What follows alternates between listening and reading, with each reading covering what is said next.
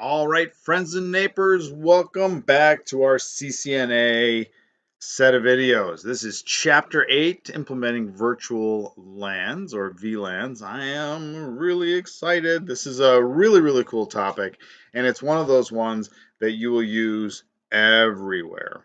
So I wanted to mention that this video begins part 3. So we just finished part 2. And so what the book recommends is that, of course, you go back and do a little reviewing. Now, we probably ought to do this periodically. I'm going to leave that up to you. But do all the do you know this already questions, answer the review questions, and review the key topics. Now, the book also has this simulator that is available, so you can sign up for that. Of course, I'm using Packet Tracer for a lot of my demos. You can also use that. And then there's a companion website to go along with this. So there you go. Make sure you use all of your resources that are available and do your review periodically. So in this video, we will do the do you know this already questions. We'll do some network fundamentals, right? We're going to remind ourselves about how switches work, and then we're going to add all of these VLANs and trunks. That is the inter-VLAN and inter-switch connectivity. And so that's why we're going to talk about 802.1q. We'll also talk about the native VLAN. All right, question number 1 in the do you know this already? In a LAN, which of the following terms best equates to the term VLAN? Well, VLANs live at layer 2.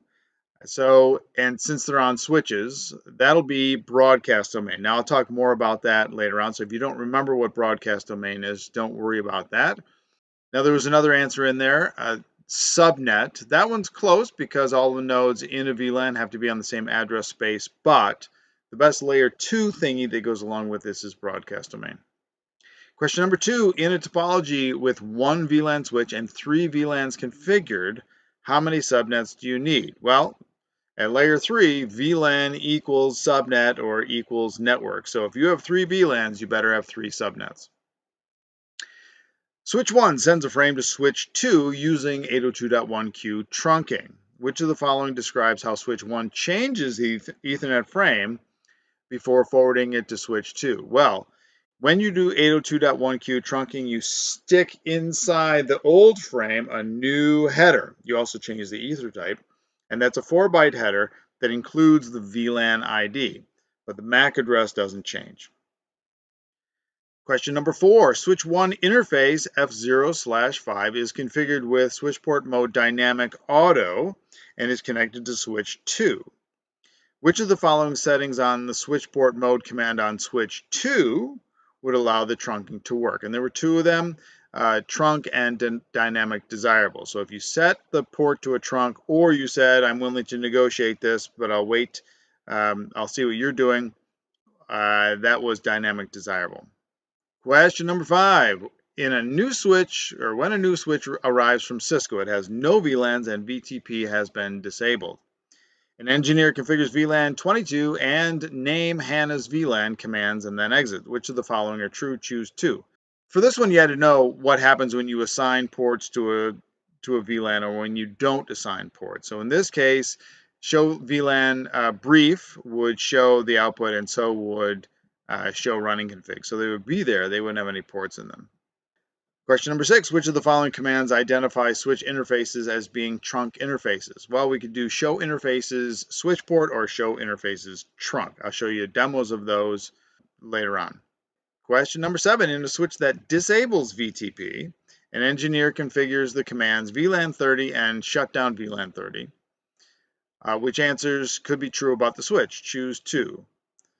Well, the weird thing about this one is there's no ports in this VLAN, but the VLANs have been configured, but they're not being used. And so in this case, they'd both appear.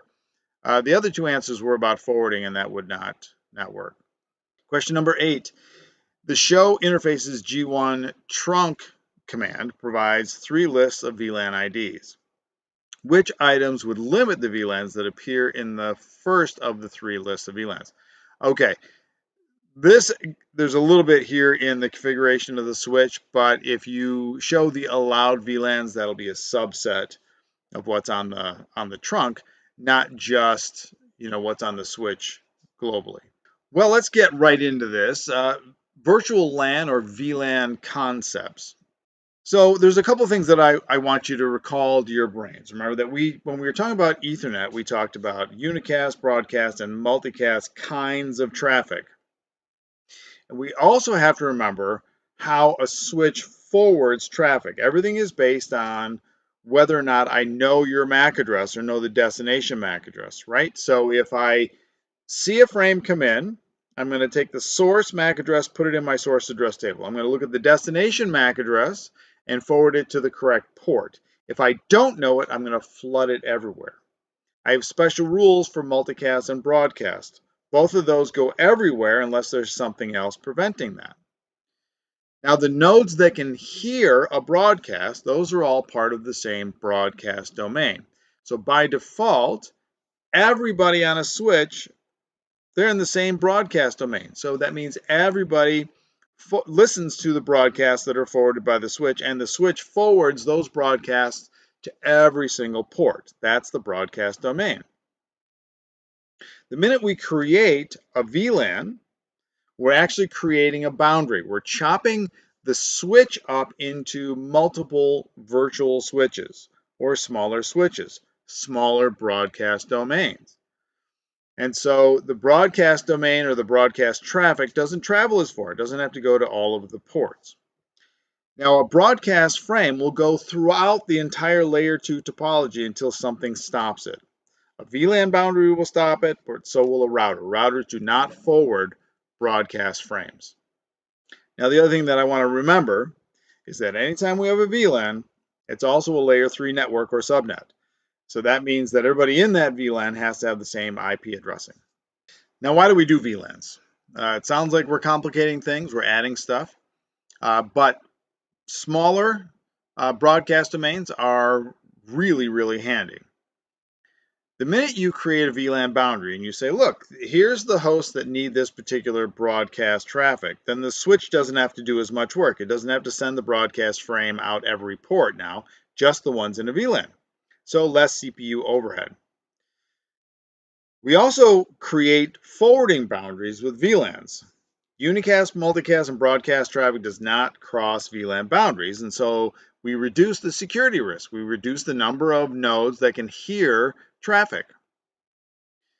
We can also create VLAN policies or security policies for the VLAN, either on a switch that's got some intelligence or on a router that's connected to those VLANs, and create an improved host security posture. When you do VLANs, you also don't have to say, well, I need these two nodes to connect them together, so they have to be connected to this particular ports. No, you can just put them anywhere and then assign the ports to VLANs, so it's more flexible design. Because we're dealing with a smaller broadcast domain, it's easier to troubleshoot what's going on when there is a problem. Sometimes we refer to that to the blast radius, right? When there's a problem, it affects a certain number of nodes, has a certain scope. Well, when you create VLANs, they create boundaries everywhere. They create smaller broadcast domains, so the scope is usually smaller. And then we'll talk about spanning tree next time, but reduces spanning tree workload by limiting the VLAN reach. Right? We don't have as much work to do with spanning tree. I don't expect you really to know very much about spanning tree right now. We haven't even talked about it really at all, other than honorable mention here and there. Creating multi-switch VLANs using trunking. All right, so this is one of the topic headings in the book. The first thing that we need to do is create a single VLAN. So we'll do that in a demo here. There's a couple of commands we want to remember. We have show running config, which we've used a couple of times. But now we're going to add show VLAN or show VLAN brief. And then we're going to say, well, wait a minute, before I could do a show interfaces command and look at a particular interface or all of them, but now I'm going to show you a different one, show interface trunk and show interface switch port. So we'll see how those work. And of course, we need to remember how that MAC address table works. It's a source address table. Now, the minute we create VLANs on more than one switch, what we need to remember is that we're going to put a trunk line in between the switches. And we do that by turning a port into a trunk port on one switch and then doing the same thing on another switch. So the switches now will be connected via what we call trunk lines.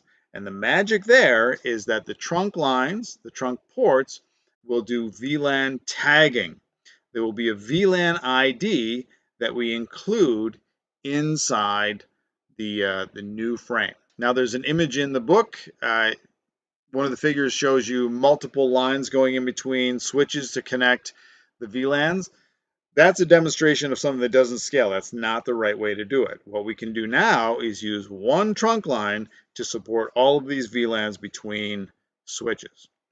The default trunking protocol that we're going to use is IEEE 802.1q. Okay, let's do a demo. So here are the collection of topologies we're going to demonstrate this chapter. I'm not going to do them all right now. Right now we're going to focus on just these two. So I'm going to move this just a little over. Right? So we're going to focus on these two nodes and this particular switch. So we want to get used to a couple of things. The first thing that I'm going to do is we're going to ping between the two nodes.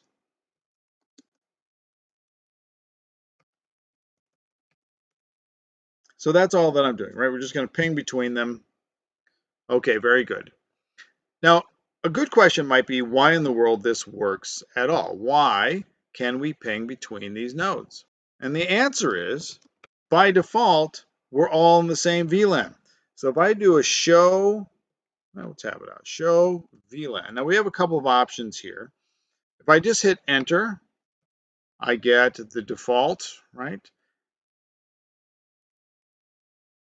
And we can see by default, all of these ports, all the ports on this switch are in VLAN 1.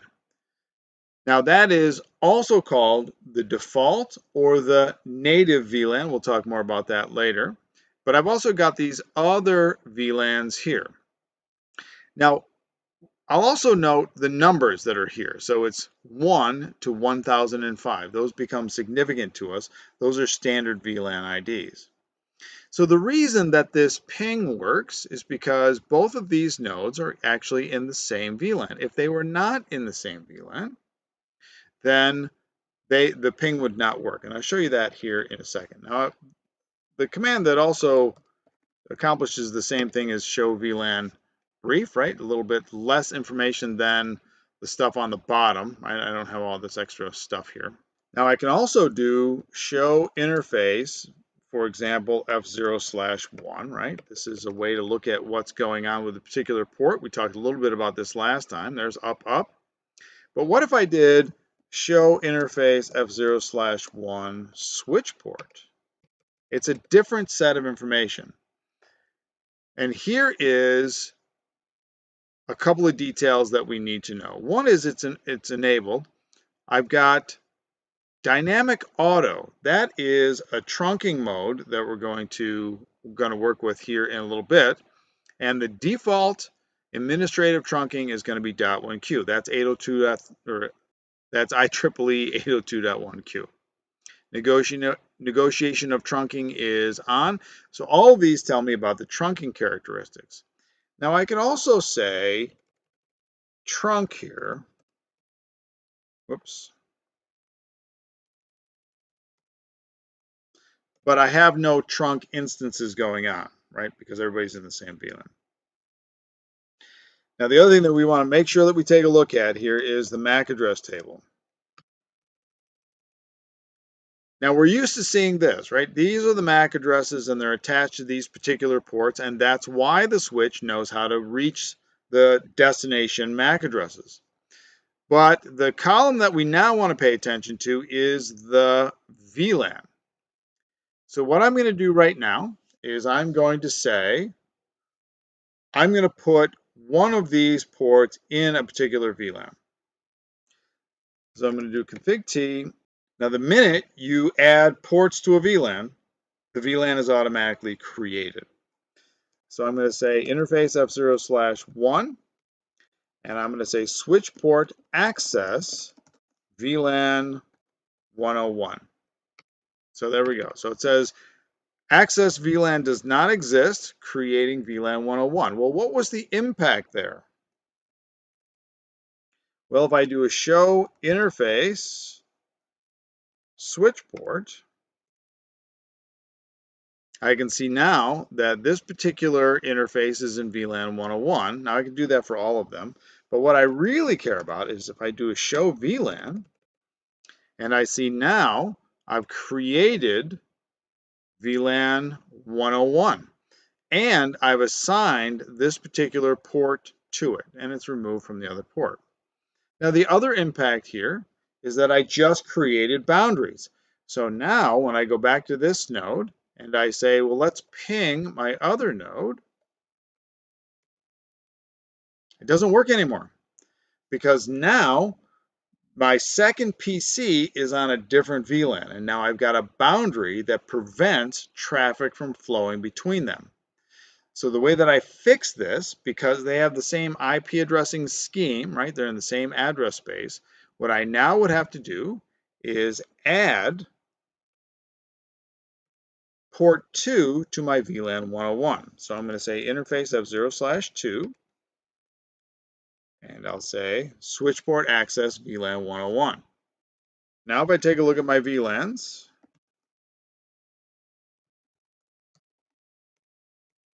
I can see that they're both in the same VLAN. They no longer have a boundary between them. They're in the same broadcast domain.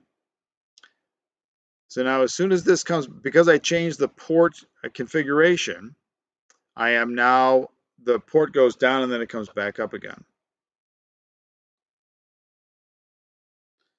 And now that it's up, we now can ping again because they're in the same VLAN.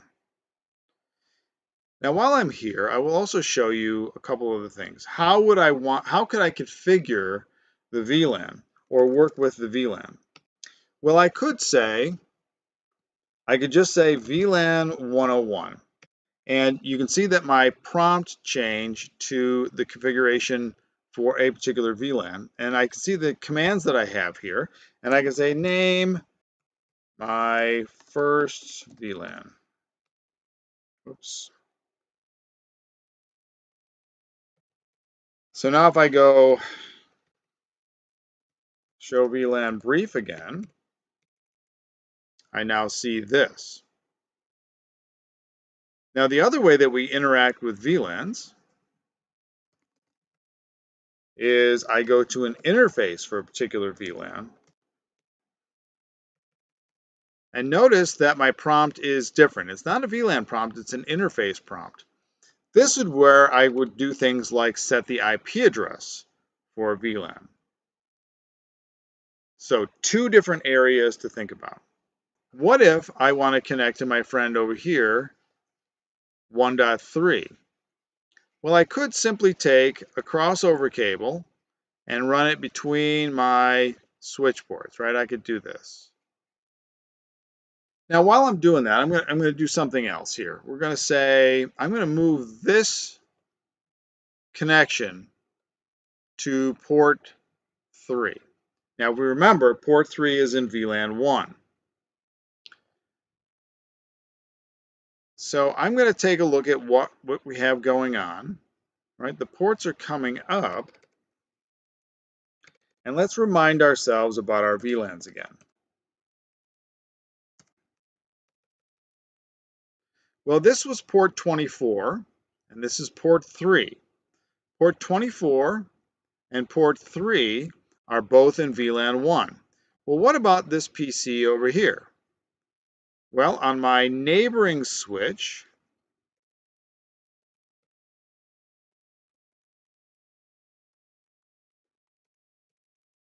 everybody is still in VLAN 1.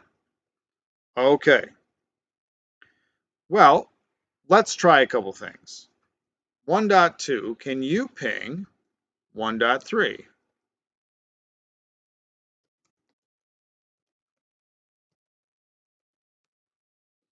That works. Can 1.1 ping 1.3? That does not work. And the reason that it doesn't work is because I have connected this PC to VLAN 1, this PC to VLAN 1. The connections in between the PC or in between the switches are in VLAN 1, but this here is in VLAN 101. So it doesn't work. I've created that VLAN boundary. Okay, so let's fix a couple of things. What we know is that if the nodes are going to be able to communicate and they're in the same IP address space, then they should all be in the same VLAN. So I'm going to move this back to port 2. I know that port 2 is in VLAN 101, and maybe I'll make a note here. Right, we got VLAN 101. Now that means that this PC here must also be in VLAN 101. So what I'm going to do is say, let's put it in VLAN 101. So I'm going to say int f0/1, and I'll say switch port access VLAN 101.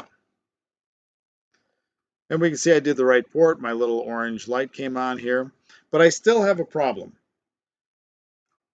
These two connections right here between the switches are still in VLAN 1. Now, one way to do this would be to put both of those connections in VLAN 101. That's the part that doesn't scale. In addition, it would leave this node out here in the cold. We would not be able to get to another network. So what we're going to do instead is I'm going to say, let's make them trunks. So I'm going to say interface f0/24, and I'm going to say switch port mode. Now we've got a couple of modes here. If I wanted the ports to only be connected to hosts, then I would say switch port mode access. They would never be connected to anything but hosts. If I want the two switches to figure things out, then I would do dynamic, right? Set the trunking mode to dynamically figure out what's going on. And maybe what we'll do is we'll turn on our simulation, and I'm just going to run it here, and we'll see that spanning tree, which we will talk about next week. Right here, we see DTP packets. DTP is short for Dynamic Trunking Protocol. And what the Dynamic Trunking Protocol does is negotiate between two switches which mode they're going to operate. So I could let this go, but what I'm going to do is say very specifically, I want you to be trunks. So I'm going to say switch port mode trunk. Now, if you do it on one side, a lot of times the other side will figure it out. But what I'm going to do is I'm going to come over here and say int f0/24 switch port mode trunk. And you can see you get error messages occasionally, right? As they're trying to figure it out, but now they're going to become trunks. Now if I say show int f0/24 switch port, I can see that they are trunks. And now I could do a show int trunk here. And I can see I now have a trunk line that's up and running. And we can see that there's a particular set of VLANs that's allowed that I could build on this switch. And I've got a particular set of port or VLANs that are allowed over my trunk line. By default, Cisco devices typically allow all VLANs to cross the particular trunk line. You can stop that, and that would be a process called pruning. We're not going to talk about that today. Well, the whole reason we did this was so that everybody could talk to everybody else, at least on the one network. So now let me ping from 1.1 to 1.3, and we'll see if this works. Hey, look at that. So now everything works. Let's take a look at our show VLAN command. And I want to show you a couple things. One is that, well, they're right in the VLAN that we expected them to be. But take a look here at VLAN 1. It's missing port 24. That's because when you move something into a trunk, it's removed from all of the VLANs. make sure you do not do a double configuration where you say, I want to have a trunk line also in a VLAN. That's a bad idea. Now we'll do one more thing. Last time we did the interface range command. There's nothing at all that stops you from doing that here as well. So I can do an interface range, whoops, if I spell it right, of 0/3 to, oh, I don't know, 6.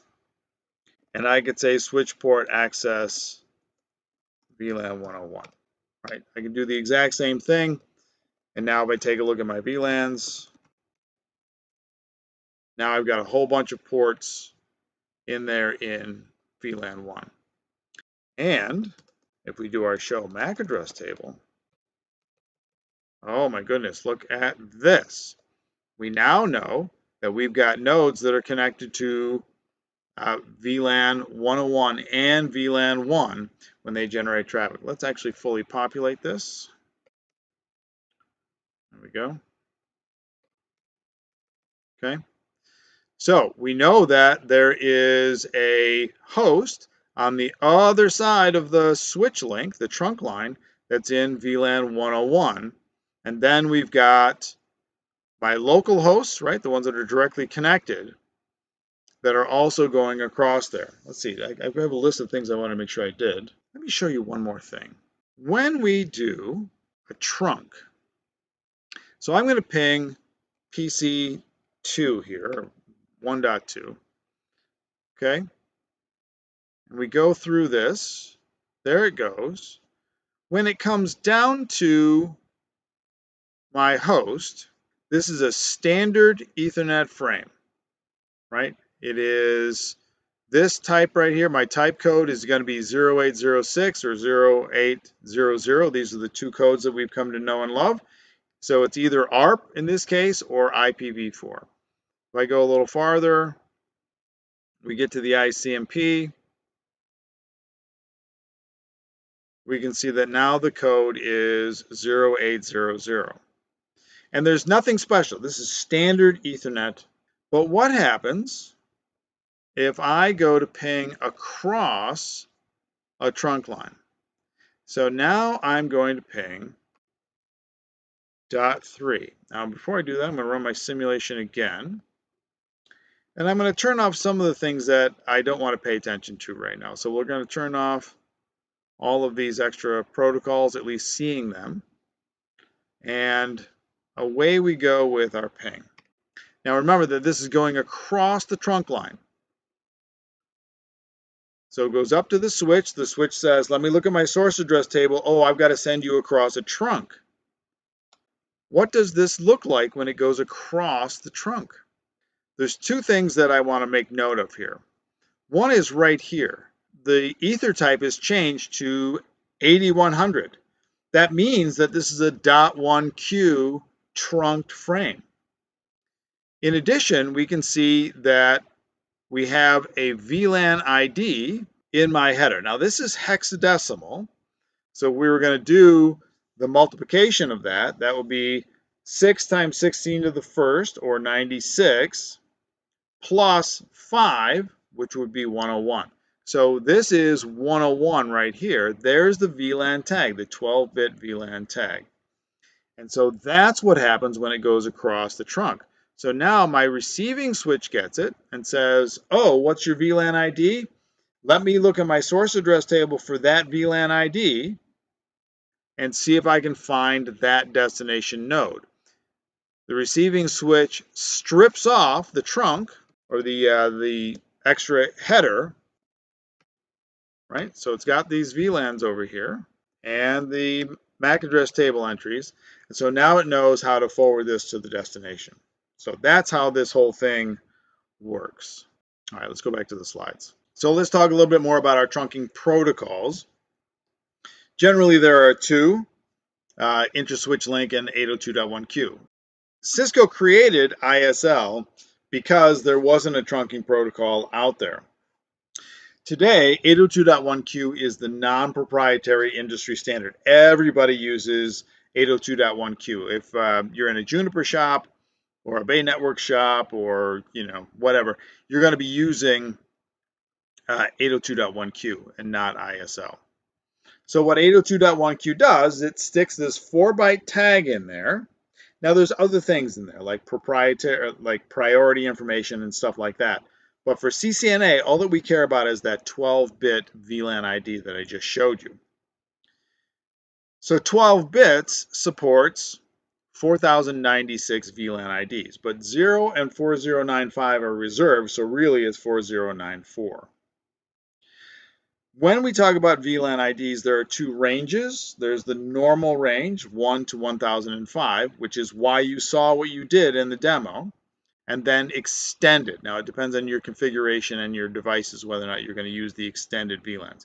Usually, 1,000 possible VLAN IDs is enough for most folks. Now, I would be remiss if I didn't talk about the native VLAN.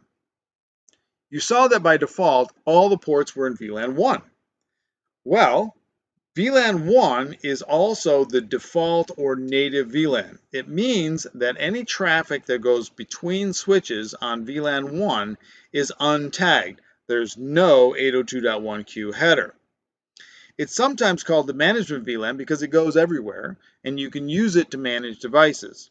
But its real purpose, in the beginning anyway, was to allow communication between a node or a device that understands trunking and one that is not trunking, because there's no tags.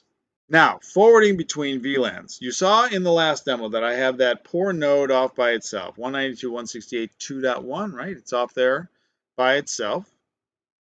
Remember that devices that are in a VLAN are part of the same broadcast domain, but broadcast traffic can't be used to get to other IP networks. Also doesn't cross VLANs. So the things to remember is that I create a VLAN. That's a broadcast domain. Everybody in that VLAN has to share the same IP address space. So you saw all my nodes on the 192.168.1.0 network. So all of those devices will have the same mask and the same gateway typically. They'll be able to reach each other, right? All three of those nodes could communicate with each other, no matter what switch they were connected to, and no matter how many nodes there were. But to get in between VLANs, you have to route. You have to set up your routing either on an external device like a router or turn on IP routing on a smarter switch. So let's take a quick look at that with our demo. So normally, if I was to take a look at a couple of switches, right? So I might have, say, this network on one side and the 2 network on the other side, and I have a router in between. So I have this router. Everybody connected to this switch would be in VLAN 1. Everybody connected to this switch would be in VLAN 1. But the switches are not talking to each other, right? There's no communication there at all. And if I wanted to go from PC4 here to PC5, right, I would go up through the router and then back down. Well, I've got the same sort of situation over here. So what I'm going to do is I'm going to move this router over here. And I'm going to say, I'm going to put you in VLAN, put that over there. Let's move our router. And I'm going to say, well, I think I did it to, well, we'll do 12. We'll go ahead and do that. So we have a couple of things that we have to fix here. The first is that I need to put one interface for this router in VLAN 101. I need to put the other interface for this router in VLAN 102. I need to put this node in VLAN 102. So we need to worry about those things. Now the cool thing about the hosts, they have no idea if VLANs are going on. The router is going to have no idea that VLANs are happening. All that I have to do is get my switch plumbing correct and my configuration correct. So let's go into our particular switch here, switch 3, and we'll make sure this is right. So I'm going to do, just to make things straightforward, we'll put this one in port 12 as well. Config T, I'm going to say int f0/12, switch port access VLAN 102. Now, a good engineering practice is to match your VLAN numbers with your subnets. I like to do that. So I've got the 1 net, so I have VLAN 101. I have the 2 net, and I have VLAN 102. So now if I say show VLAN brief, I now see that I've got 2 different VLANs with a host in each here. And we also still have our trunk. Now over here on my other switch, I'm going to use the interface range command. And I'm going to say interface range F0/12. We'll just do to 18 maybe. And I'm going to say switch port access VLAN 102. So now if I do a show VLAN brief, I can see that I've created these 2 sets of ports, right? I don't have to use any port that I don't assign to a VLAN. It's still going to be in VLAN 1. If I do a show running config, and I look at my individual ports, I can see that I've got this config line here, right, that shows what the configuration is. If I go down to my port 24, I can see that I made it a trunk. Okay. Well, I haven't done my router configuration yet, so let's do that. So I'm just quickly going to say interface F0/0, IP address 192.168. These would be my default gateways for all of my hosts. Now I've already set up the default gateways. I think, I'll check. 2.254. Okay. Let's make sure I set up this host. I did. Okay, good. Well, now what's going to happen when when 1.1 wants to talk to 1.3, it doesn't need the router. So if I just ping and I follow it with our simulation, it's just going to be a layer 2 sort of transmission. So it just goes up to one switch. So it says, oh, I know I got a trunk to get to that VLAN, right? It goes up to the router, but the router doesn't care.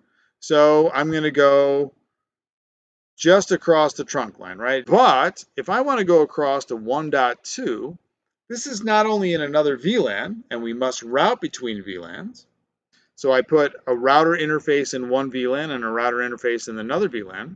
When the host tries to contact this node, it says, I must go to my default gateway. So what we will see now is that this transmission will go up to the router and back down so that it can be processed to the other node.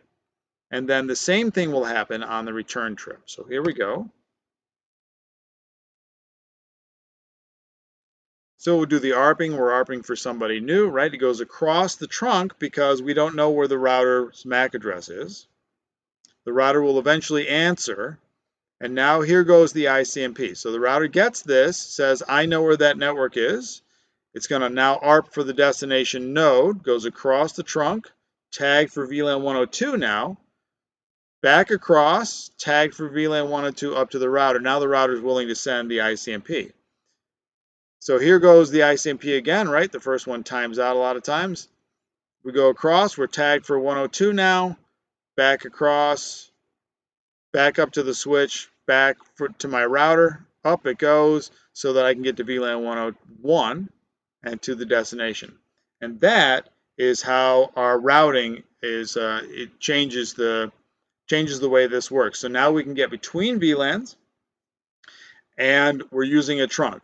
Notice that I don't need a router on this other switch, right? Everybody here can get to the router on a different switch because of the trunk. Now the book has a little section on the VLAN trunking protocol. The VLAN trunking protocol's job is to blast out everywhere. Hey, I just created this VLAN here. Let all the other switches know. VTP is actually a bit of a security risk, right? If you're gonna broadcast everybody what VLANs you just created, so it's very commonly turned off. So some of the questions in the chapter were about, well, when VTP mode is off. Typically, it's a good idea to have VTP mode off. I'm going to show you what that's about in the switch. So if I want to do just show VTP, right?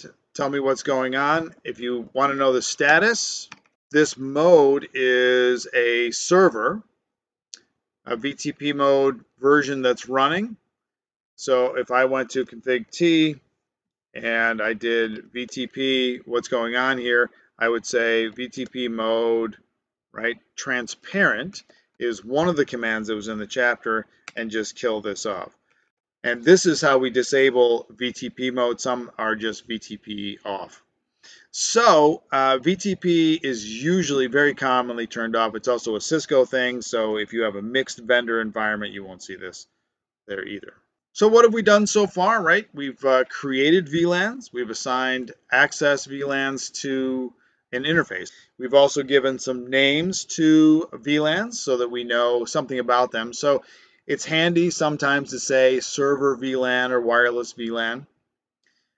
We also talked about 802.1q, the trunking protocol in this case. So now that allows us to connect the same VLAN across multiple switches. It also gave us our ability to route between VLANs, even though the routers don't know that the VLANs are there.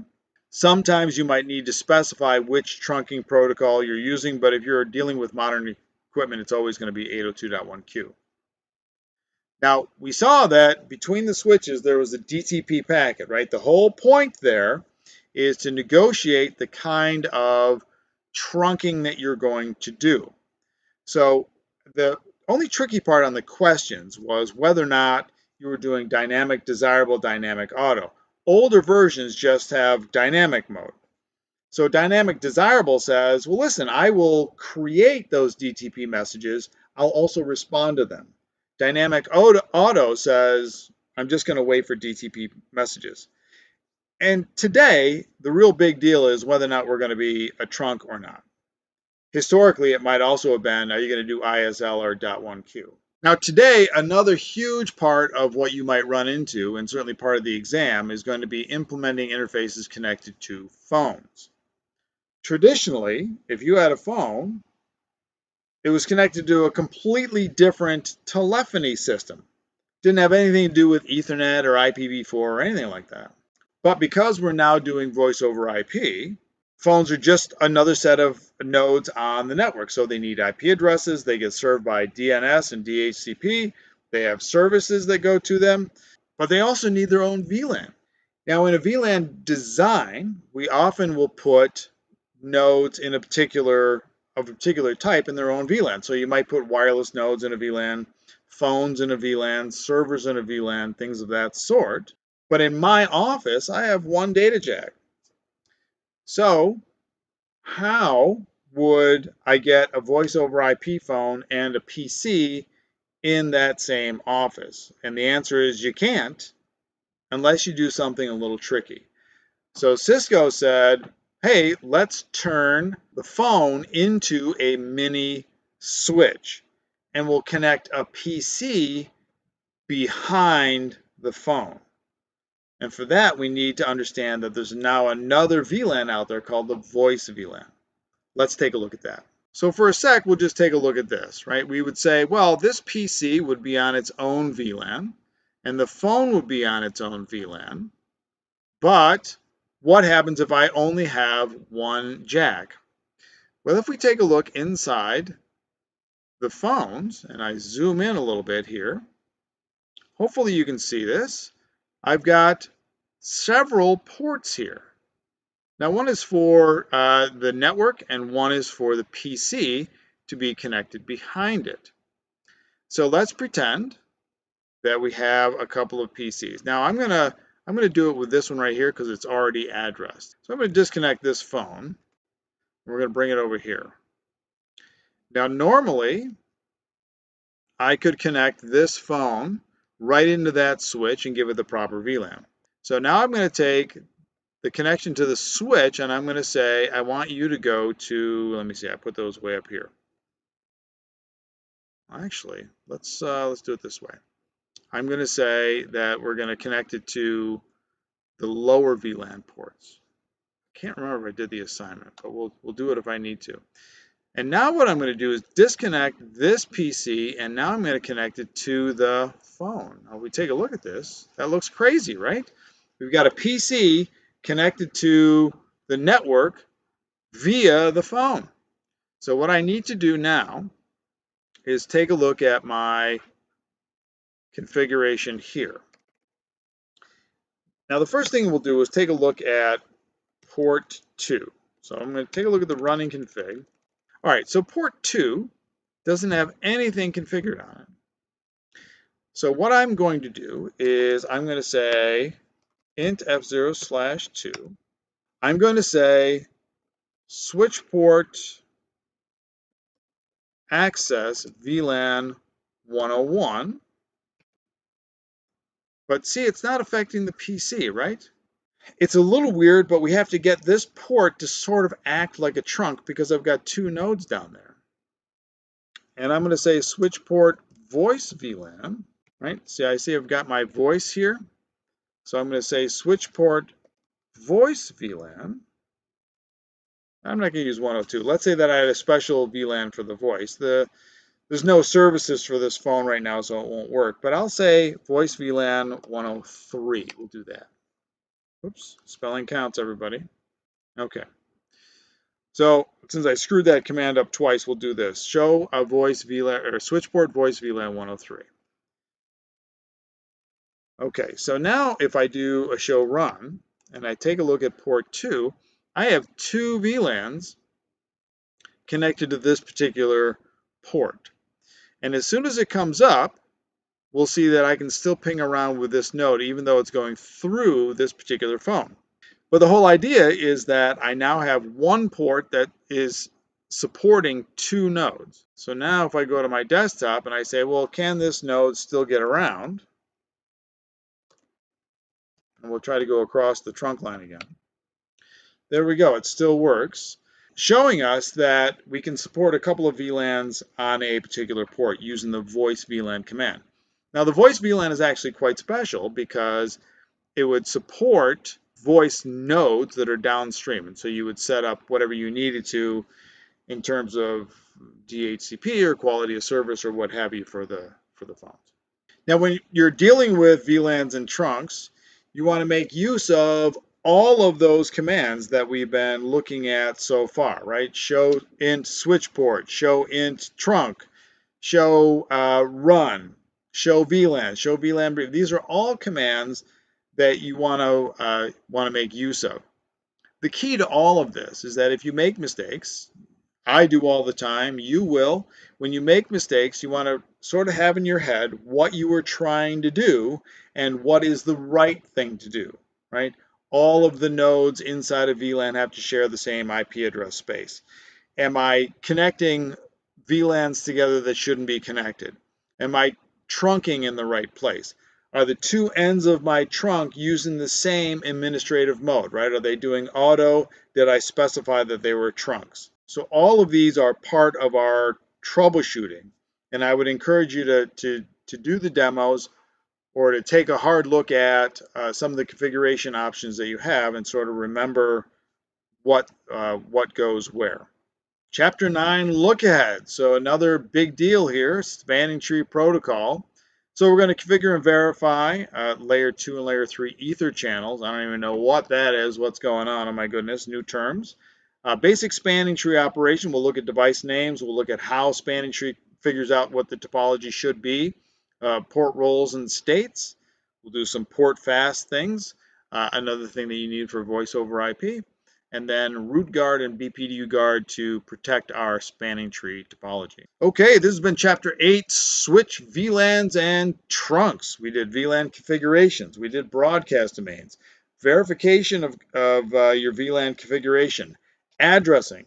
We looked at all the tagging and how it works. So trunks. How do you build a trunk? What are they for? Where do they live? Inter-switch communication, and then troubleshooting techniques or ideas for fixing your VLAN configuration. Most VLAN configuration and trunk troubleshooting is going to rely on you understanding what your VLANs are supposed to look like, what your trunks are supposed to look like, and ferreting out where those things are broken. Okay, like and subscribe for upcoming spanning tree. And no matter whether or not you're in the same VLAN, going across a trunk, or routing to a new VLAN, may those packets always reach their destinations. And hey, This is CCNA certification. You can do this.